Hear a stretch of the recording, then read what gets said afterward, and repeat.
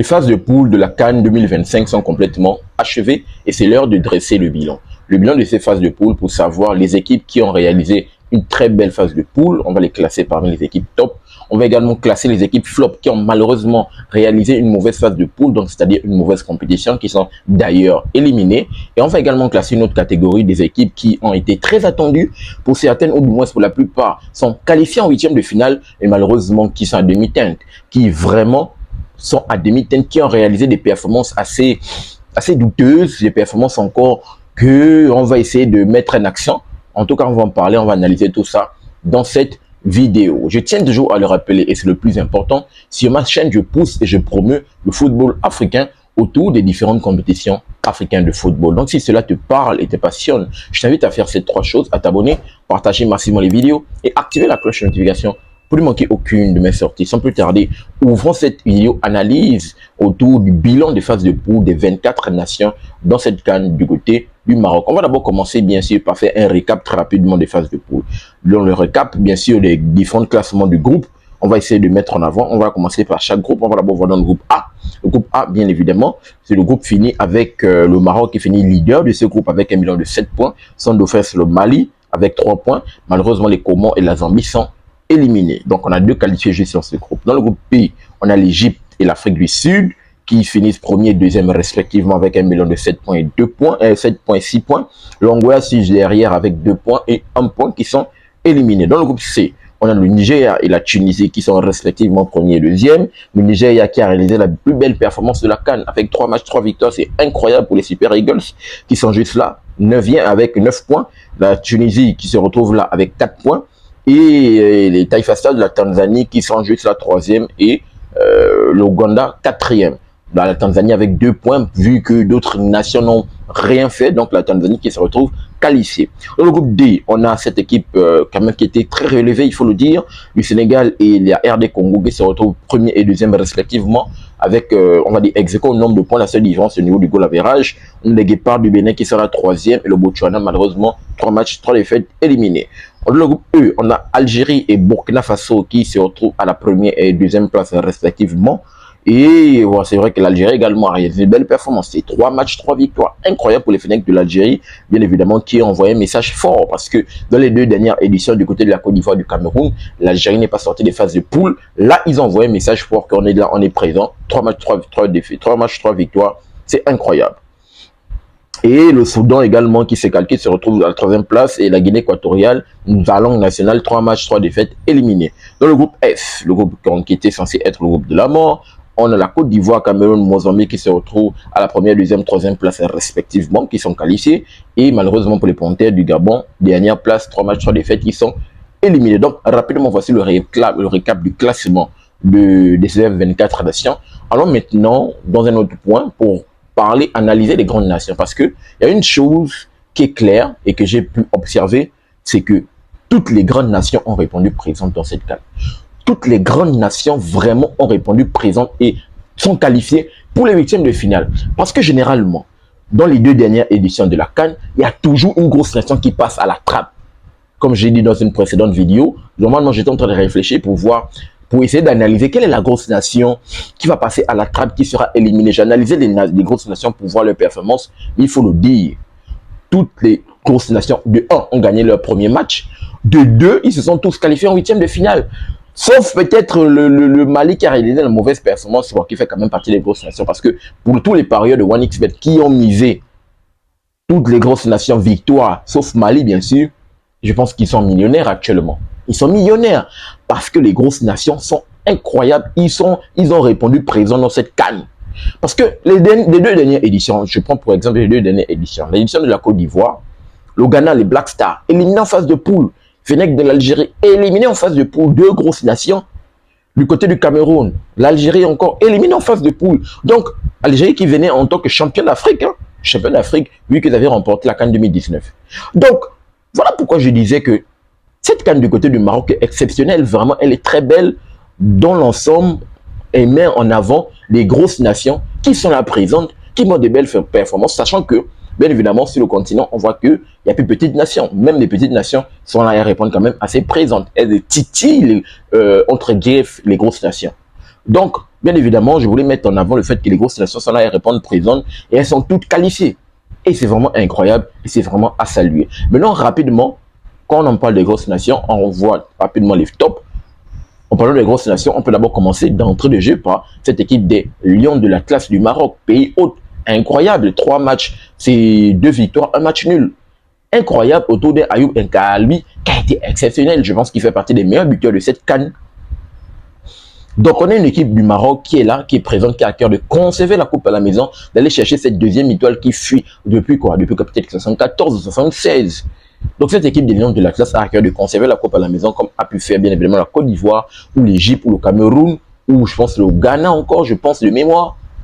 Donc, elle a à cœur de conserver la coupe à la maison, ou la Tunisie également a pu le faire, de conserver la coupe à la maison, et on verra ce que ça va donner. Donc, on peut également parler de cette équipe de Bafana également de l'Afrique du Sud, qui est la présente, les hommes de Hugo Bross, bien évidemment.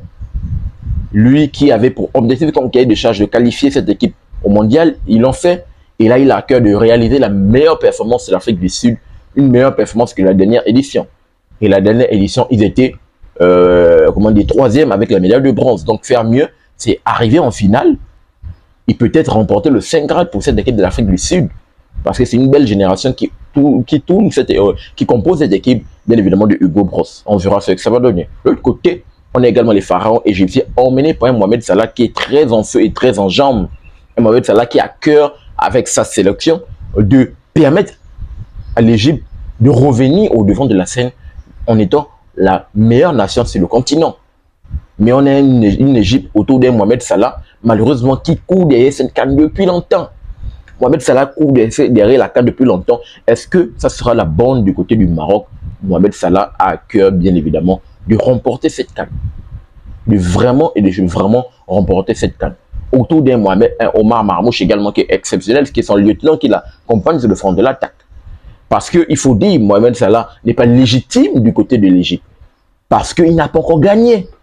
Dès l'instant où il va gagner, bien évidemment, il va apporter. Mohamed Salah est comme un roi du côté du pharaon égyptien, un roi sans couronne. Quand il va gagner, là, il aura sa couronne et on verra ce que ça va donner. De l'autre côté, on peut également parler de la belle performance de la part de cette équipe de Super Eagles du Nigeria et des Fennecs de l'Algérie qui ont réalisé la meilleure performance des phases de poule. 3 matchs, 3 victoires, c'est incroyable pour les deux nations. Comme je l'ai dit, l'Algérie a envoyé un message fort pour dire qu'il va falloir compter sur eux. Compter sur eux, bien évidemment, déjà qui réalisent l'un des meilleurs footballs exceptionnels, qu'on les surnomme les Brésiliens du football africain. Ils sont très forts. Là, ils ont les infrastructures avec eux, une pelouse incroyable, les infrastructures qui sont là bien présentes et ils réalisent un très bon jeu. Il faut le dire, cette équipe de Fennecs de l'Algérie est incroyable. Et également des hommes d'Eric Sekouchel qui sont là, qui sont bien costauds, qui sont présents, qui ont à cœur bien évidemment de faire un meilleur parcours. Et vu qu'on sait que le Nigeria, logiquement, a toujours été sur le podium, donc il va falloir très attendre cette équipe du Nigeria sur le podium. On peut également parler, bien évidemment, de cette équipe des Lions de la Teranga du Sénégal, qui sont là, qui sont bien présents, qui ont réalisé une belle phase de poule incroyable, avec un gros vivier de joueurs. Même chose pour cette équipe des Léopards et la RDC, qui a réalisé également un très gros match entre les deux équipes qui se sont battues pour la première place, mais ça a donné raison à cette équipe du Sénégal. On peut également parler de cette équipe de Burkina Faso, qui se retrouve là. Burkina Faso, malheureusement, ils ont eu la chance d'être dans les équipes top, sinon ils devaient être classés parmi les équipes que je vais voir tout à l'heure pour mieux faire. Parce que je pense que cette équipe du Burkina, ils peuvent mieux faire. Ils peuvent mieux faire.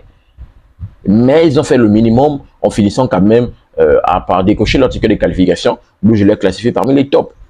Et pour finir, on peut parler des éléphants de la Côte d'Ivoire, des lions indomptables du Cameroun et des Mambas de la Mozambique, qui sont là, qui sont bien présents, qui ont réalisé un très bon match, qui nous ont donné une très belle soirée en fanfare dans la dernière journée de la CAN, où bien évidemment les équipes se sont bataillées pour aller chercher cette première place, et à l'issue, bien évidemment, on sait qui a fini premier, deuxième, troisième. On a vu ça tout à l'heure dans le classement.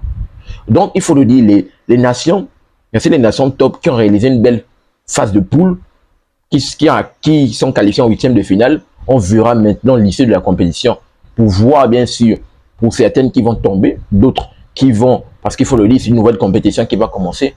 On verra ce que ça va donner. Rapidement, voyons maintenant les équipes flop. Dans les équipes flop, je vais d'abord commencer par mon équipe des Panthères du Gabon. Incroyable. nullissime, c'était la grosse honte du tournoi. La grosse honte du tournoi, c'est les Panthères du Gabon. 3 matchs, 3 défaites.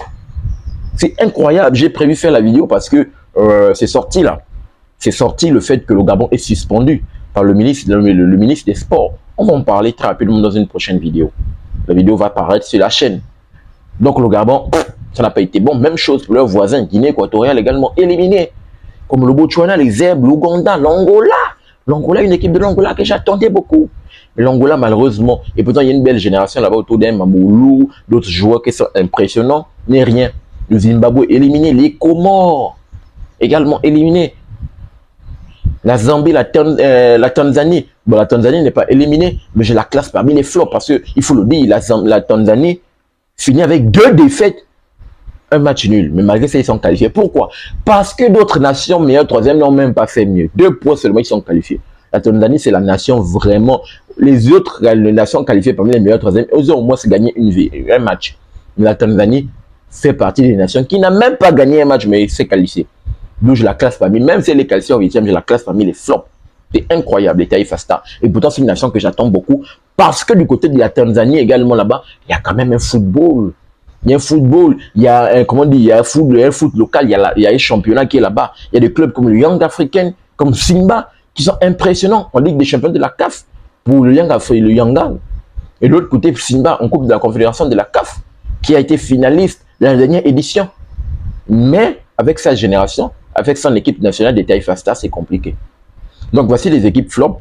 Et maintenant, d'autres équipes que je trouve à des mitaines, que je pense qu'ils peuvent mieux faire, que j'ai classées, qui sont dans ni la catégorie flop, ni les tops, mais ils sont entre les deux.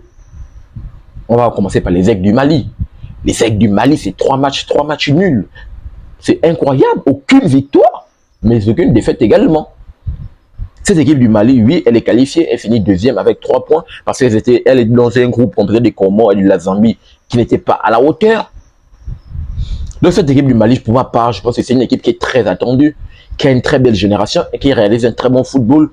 On sait qu'ils peuvent mieux faire, mais jusqu'à présent, elle ne nous donne pas un goût satisfaisant. Même chose pour parler également de cette équipe béninoise, qui est également exceptionnelle. Oui, il y a eu un match du Bénin. Je pense que la victoire, le Bénin a joué face à qui? Le Bénin s'est retrouvé dans la poule composée de Botswana, où il y a eu la victoire. Mais je pense qu'ils peuvent mieux faire. On verra ce qu'ils vont faire dans les 8e de finale. Même chose pour le Soudan. Le Soudan qui a quand même réalisé une victoire prestigieuse face à la Guinée équatoriale.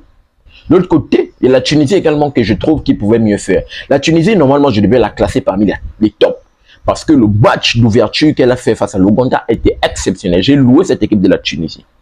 Par contre, le match face au Nigeria, ce qui fait en sorte que je la qualifie pas parmi les tops, parce que le match face au Nigeria, je pense qu'elle s'est sabordée à l'image de son entraîneur, qui a été beaucoup frileux dans sa composition d'équipe. Il est venu avec pour cadenasser. Et pourtant, on sait que c'est une nouvelle génération de la Tunisie qui est portée vers l'avant, qui est portée vers le football, qui n'est plus seulement une équipe italienne, mais il s'est fait beaucoup de frayeur. Il a eu peur quand il a joué le Nigeria. Voilà pourquoi il s'est fait taper par le Nigeria. 3-0. Il a fallu que la Tunisie pousse dans les derniers retranchements. Il a fallu qu'il fasse des changements pour qu'on voit la Tunisie poser le pied sur le ballon, réaliser un bon football qu'on a pu l'observer dans le match face à l'Ouganda, le match d'ouverture d'entrée en lice de la Tunisie, et venir réduire le score du 2 buts. Et à un chouïa peut-être d'aller chercher de faire cette remontada, de peut-être aller chercher un match nul. Donc cette équipe de la Tunisie, pour ma part, on va dire que ça a été le favori masqué, et c'est toujours le favori masqué, mais c'est une équipe qui est capable de mieux faire, et on verra ce que ça va donner. Donc rapidement, en parlant du bilan, voici ce que je voulais partager avec vous dans cette vidéo. Si vous avez des avis divergents par rapport à la classification que je viens de vous donner, donnez-moi votre retour dans les commentaires pour qu'on essaie d'en discuter en toute synergie autour du football africain qu'on aime et qu'on adore. N'oubliez pas de vous abonner, de liker, et surtout activer la cloche de notification pour ne manquer aucune de mes sorties. Peace. À très bientôt les gars.